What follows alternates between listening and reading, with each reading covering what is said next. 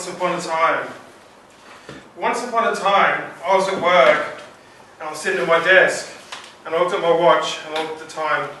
So I took my watch off and I put it on the desk, and then I went on the desk and I fell asleep for a while. And then I hear a knock on top of the desk, my boss. He said, "Shane, what are you doing?" I woke up and I said, "Can't you see I'm working overtime?" So what actually is time? You can't touch it, you can't feel it, you can't see it, but we all are in it. We exist within time. So as humans, we measure time with things occurring over and over again. Initially, when we were cavemen, the sun came up, the sun went down. We could measure one day. And a few thousand years progressed to the Greeks. They invented the sundial. Then we could measure time with the hours. 1 hour, 2 hours, even a half an hour. Then a few thousand years after that, we invented the pendulum, which goes tick, tock, tick, tock. Still the same thing. Repeating things over and over so we've got an idea of what time is. Then after that we had the quartz watch. Everyone's got a quartz watch. That's very accurate timing. How that works, it's a quartz crystal, and it fires electricity through the crystal, and we pick up the oscillations to know the time. And then after that, we had the atomic clock, which is the most accurate timepiece in the world. The atomic clock works very simply by synchronizing the oscillations of the electrons around the nucleus. So we just count them. These clocks are so accurate. Really accurate. It's like they lose 1 second in 300 million years. So that's 1 second in 300 million years. Very accurate clocks. So we know how to measure time. We know how to feel time. But what actually is time?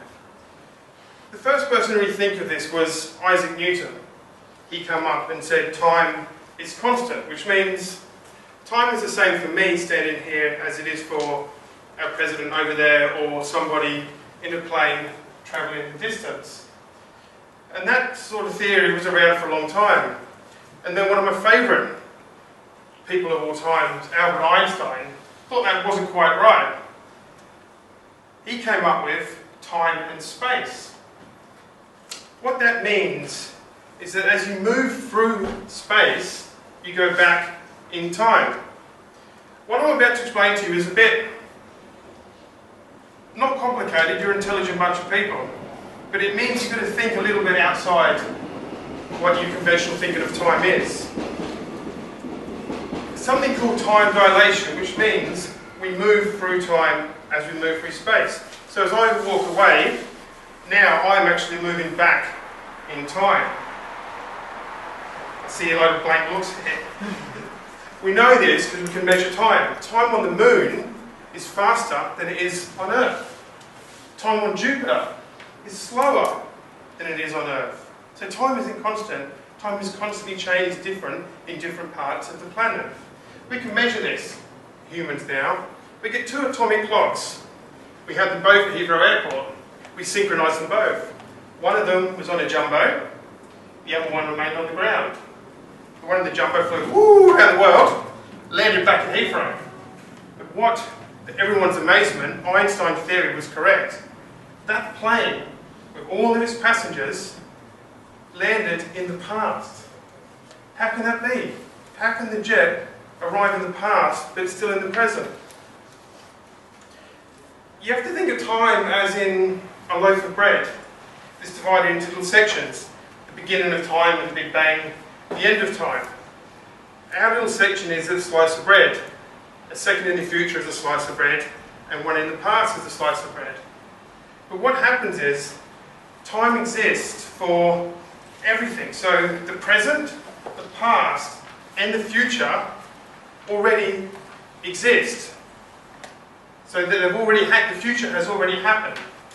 And it's a very strange concept to get your head around, but this is true fact. Through time, the future has already happened. So, time travel, is that possible?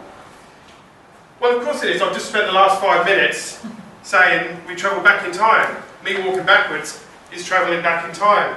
Someone on a jet is travelling back in time. If we get a rocket, we can go to our nearest black hole. It's about 7,000 light years away. We can get a rocket to go there, spin around the event horizon, and come back. Within 1 hour, people on Earth would have aged 50 years. So time travel to the past is quite possible. We do it every day. Satellites are even in the past. Astronauts that live in the space station come back in the past. Time travel to the future. That's a little more complicated. Physics and the math says that it's theoretically possible. We need something called a wormhole. We think they exist, we haven't found one, and we think we might be able to make one. But at the moment, time travel to the future is not quite within our grasp. So, when is it going to all end? When is time going to finish? Will it finish? Well, of course it will finish.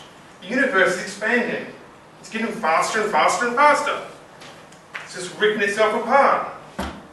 And it's going to go bigger and bigger and bigger. It's going to get to a stage where all the protons get ripped apart and turn into photons. I mean, there's nothing left. There'll be nothing in the universe. Just be empty void. That's one theory. The other theory is that we're all going to get swallowed up by a load of black holes. They're going to swallow each other up and there'll be no more matter to swallow up. So time will completely end. So my message really is, don't waste your time. Get out from under your desk and enjoy your time. Mr. Toastmaster. This evening we heard as I said earlier, number 6 vocal variety speech by Shane, titled Once Upon a Time. And that was a very well chosen title for the speech, because who knows what we were thinking with a title like that. It probably conjured up all sorts of thoughts. But he was giving us an in-depth analysis of time, and he had a very quite a lot of knowledge about the topic. It's sort of encapsulating it into the period of the speech. Now, it's as I said, I suppose for something like this, we can all get very confused, and it's because it's something that has to be so encapsulated, so precise by necessity. But the basis of it is that it was very well put over. I did feel the conclusion was a bit abrupt. We're talking about the time, and then it finished. It could have tied back more to the introduction, the timepieces, that sort of thing. That I think that was fair, but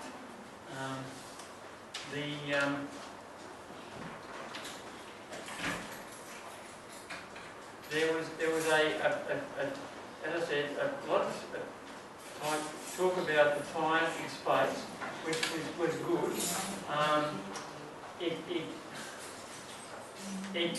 People have said that this is good, but it can confuse people. You know, you've got to be prepared to say, okay, what do you cut out, what do you put in, and that sort of thing. My own, as I said, that was good from a vocal variety point of view, which is what this speech is all about.